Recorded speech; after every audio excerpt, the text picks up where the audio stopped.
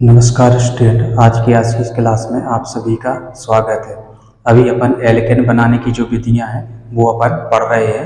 तो इसमें अपन ने जो दो विधि हैं, इसकी पहली वाली क्लास में एल्केन बनाने की दो विधि अपन ने पढ़ ली थी।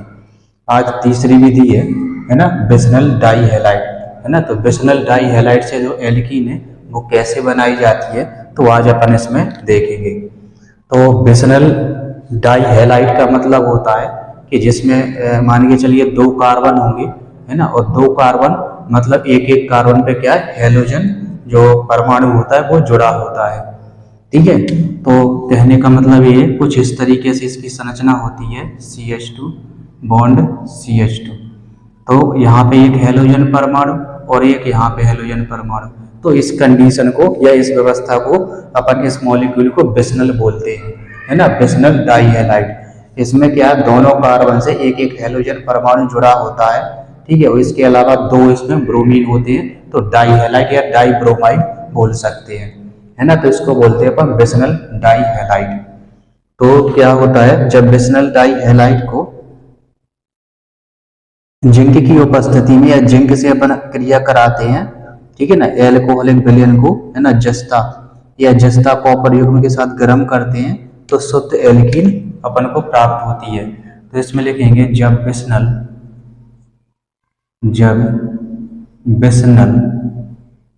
डाई हैलाइड, जब बिस्नल डाई हैलाइड,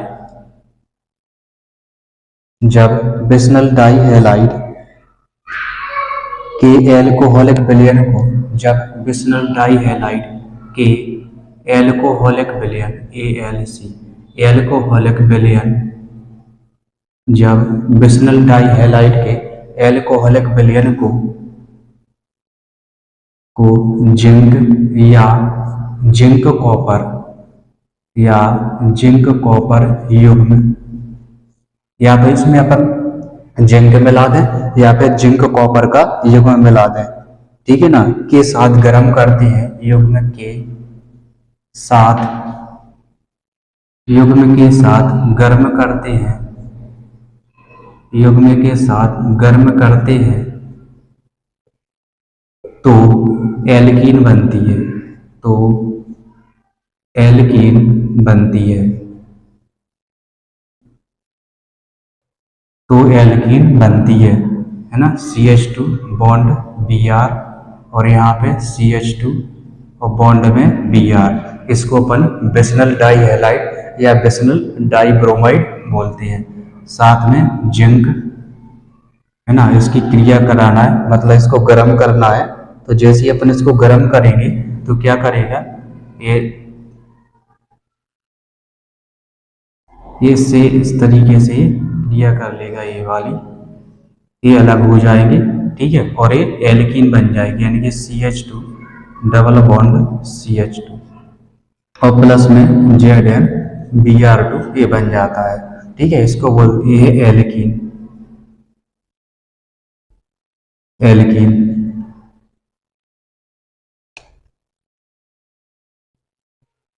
एल्कीन बोल दो या इसको एथिलीन भी बोलते हैं, ठीक है, एथिलीन बोल दो। और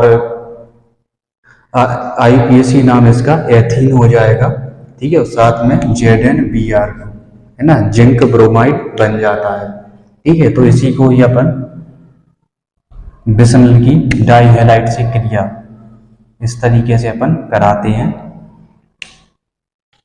इसके बाद है जो दूसरी क्रिया है, अब अपन पढ़ेंगे इसमें कोल्बे अभिक्रिया, है ना, कोल्बे अभिक्रिया। तो इसको मिटा देते हैं और इसके बाद अपन देखेंगे कोल्बे अभिक्रिया, एल्कीन बनाने की कोल्बे अभिक्रिया। इसके बाद दूसरी विधि है कोल्बे की अभिक्रिया या कोल्बे अभिक्रिया। तो इसमें क्या होता है, जब संतृप्त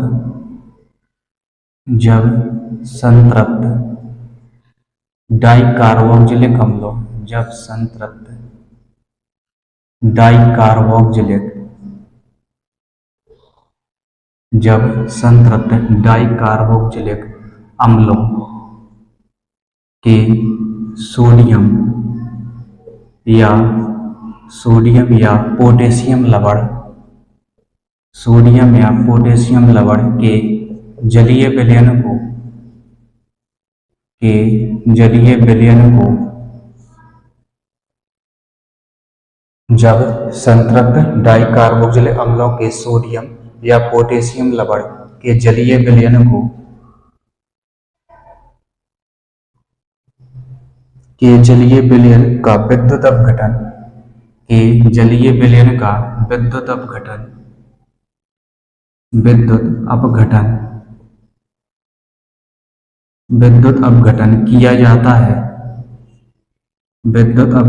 किया जाता है तो एल्कीन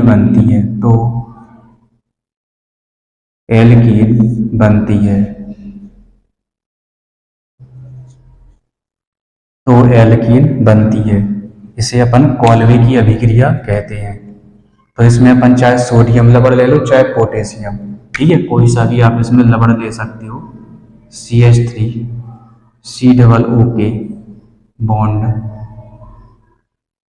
CH2COO, ठीक है। तो आपको इस तरीके का एक कंपाउंड लेना है, ठीक है, और प्लस में H2O प्लस में लेना है अपन को H2। इसके बाद इसका विद्युत अपघटन कराना है, यहाँ पे विद्युत अपघटन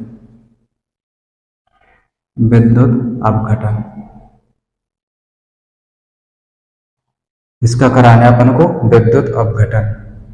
तो जैसे इसका विद्युत अपघटन कराते हैं, है ना, तो ये एल्कीन बनेगी, यानी कि CH2 double bond CH2 plus में CO2 बनेगा, यानी कि 2CO2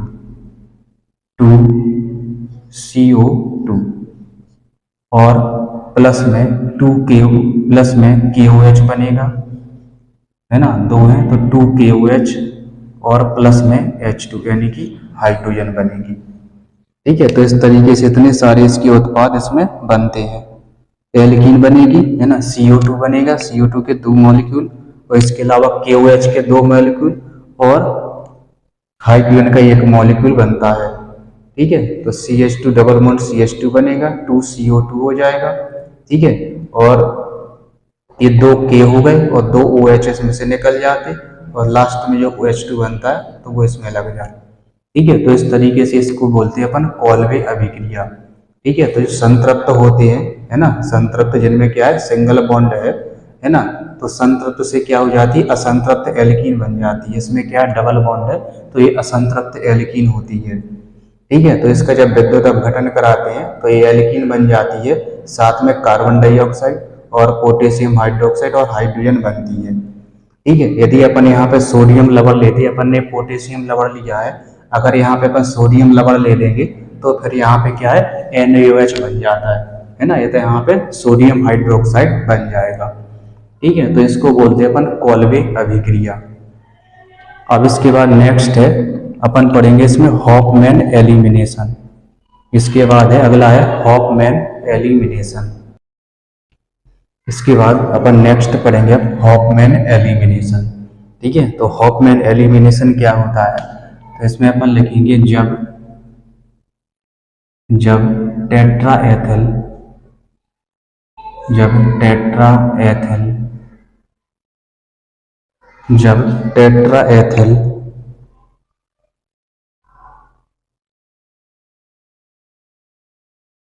अमोनियम हाइड्रोक्साइड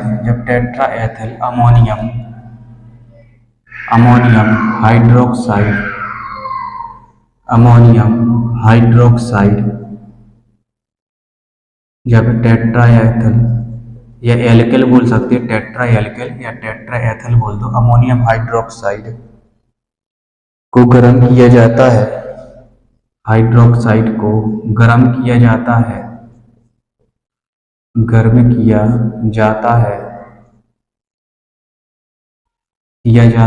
तो एल्कीन बनती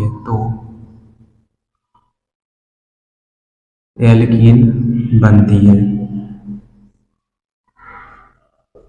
फॉर्मूला हो जाएगा इसका, ये होता है C2H5 का होल ट्वाइज 4NOH, ठीक है। ये होता है यानी कि 4 इसमें हाइड्रोजन होते हैं। अमोनियम हाइड्रोक्साइड का जो फॉर्मूला है ये होता है NH4OH। ठीक है, तो इसमें से 4 हाइड्रोजन निकल जाते हैं और इसके स्थान पे C2H5 यानी कि एथल है ना समूह आ जाता है इसमें।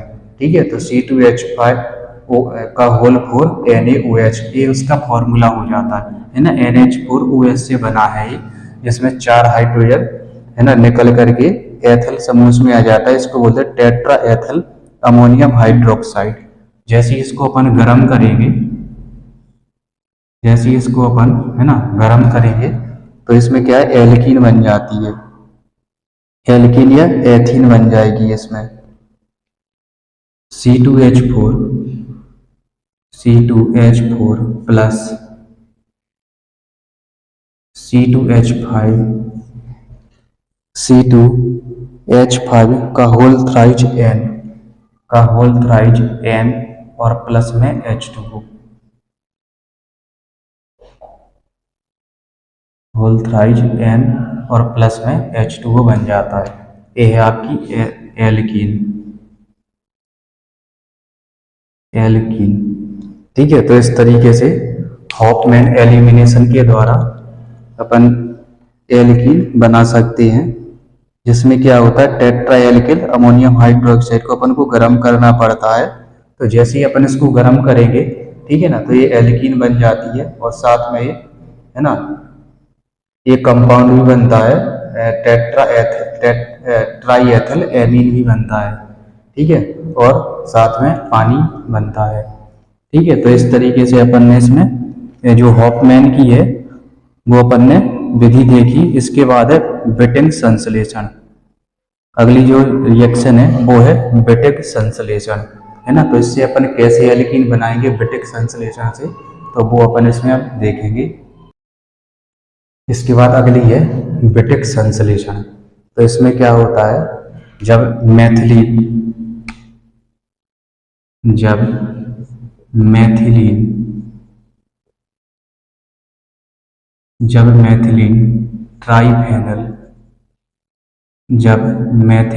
ट्राइफेनल फास्फोरेन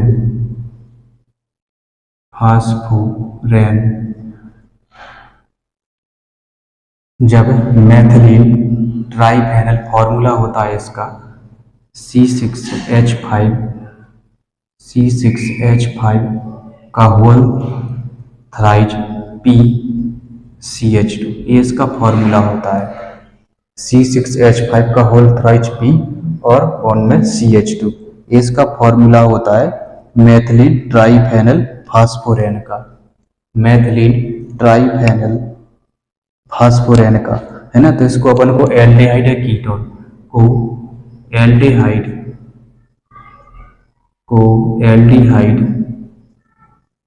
या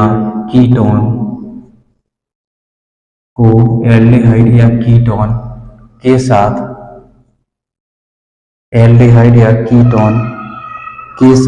गर्म करने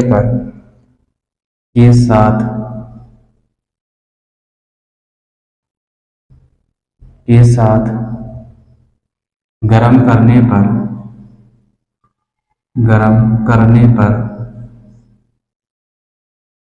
एल्कीन के व्युत्पन्न बनते हैं। एल्कीन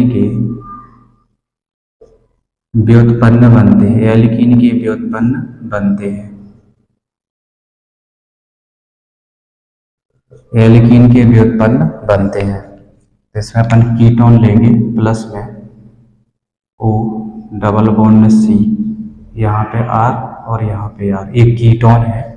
ठीक है, तो इसका नाम लिखा ही है मैथिलीन ट्राइफेनल फास्फोरेन, ये इसका नाम होता है ना।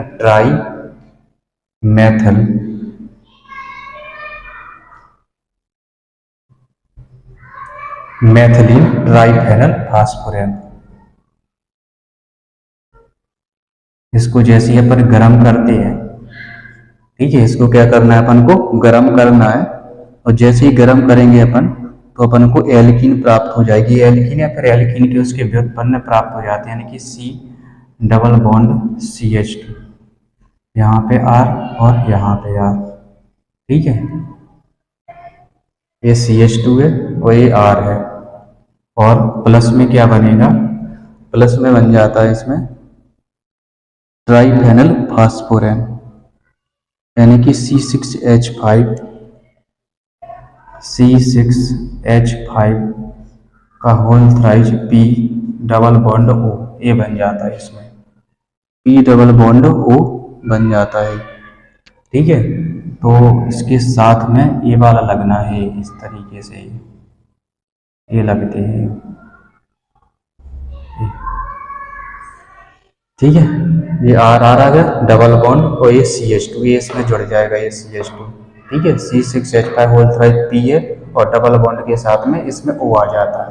ठीक है, इसके साथ में ये डबल बॉन्ड में O आ जाता है। ठीक है, तो इस तरीके से इस रिएक्शन को अपन बिटिंग संश्लेषण कहते हैं। ठीक है, ये क्या है, ये बिटिक संश्लेषण होता है। इसके अलावा अपन एल्काइनों के आंशिक अपचयन से भी प्राप्त कर सकते हैं। ठीक है, जैसे अपन ने योगात्मक अभिक्रिया कराई थी वैसे ही अपन एल्काइन ले लेंगे। ठीक है, और उसमें हाइड्रोजन का योग करा देंगे।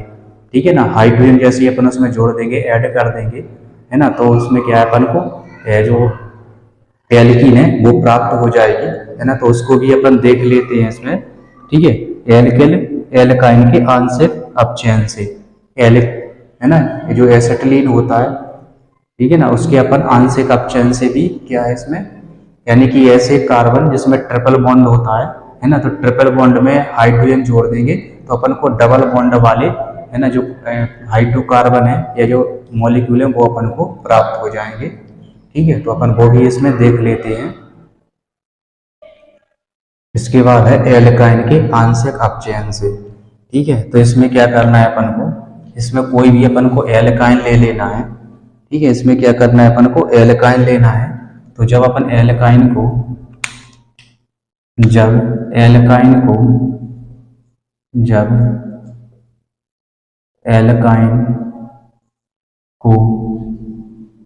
एल्काइन को हाइड्रोजन के साथ, जब एल्काइन को हाइड्रोजन के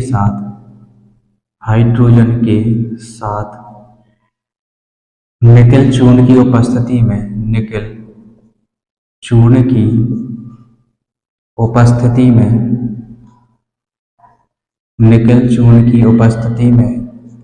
आंशिक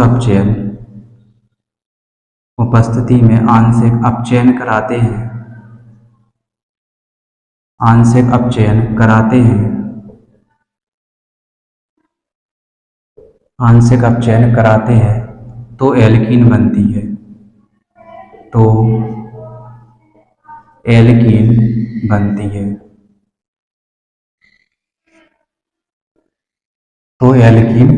है,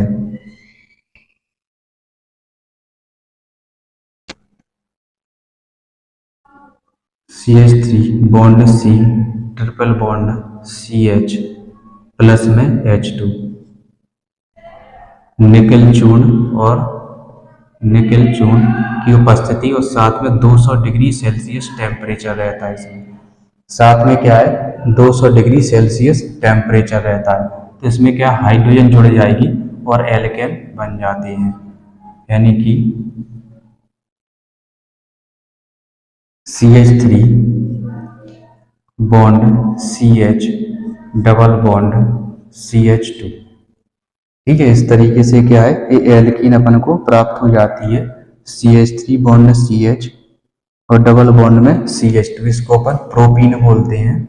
ये है प्रोपीन, IPAC नाम है इसका, प्रोपीन। और सामान्य नाम, और इसके अलावा ये है एल्काइन,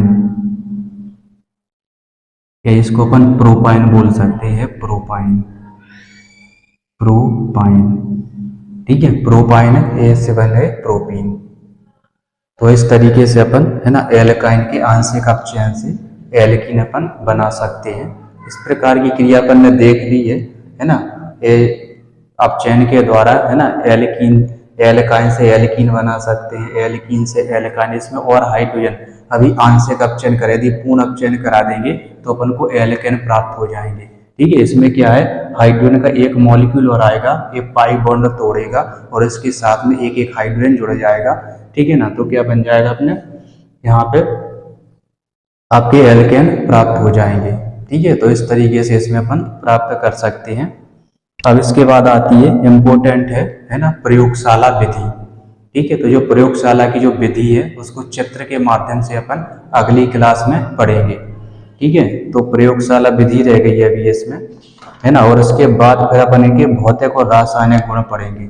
जो एल्कीन है ना, तो एल्कीन के भौतिक और रासायनिक गुण क्या होते हैं वो अपन पढ़ेंगे। ठीक है, लेकिन उसके पहले अपन प्रयोगशाला विधि देखेंगे, लेकिन ये जो विधि है वो अपन अगली क्लास में देखेंगे। आज की क्लास है वो अपनी यहीं पे अपन समाप्त करते हैं और अगली क्लास में अपन देखेंगे प्रयोगशाला विधि, एल्कीन बनाने की प्रयोगशाला विधि। तो आज की क्लास में बस इतना ही। आप इसी प्रकार से हंसते रहिए, खेलते रहिए, मुस्कुराते रहिए, पढ़ते रहिए। वीडियो अच्छा लगे तो अपने दोस्तों के साथ जरूर शेयर कीजिए। नमस्कार।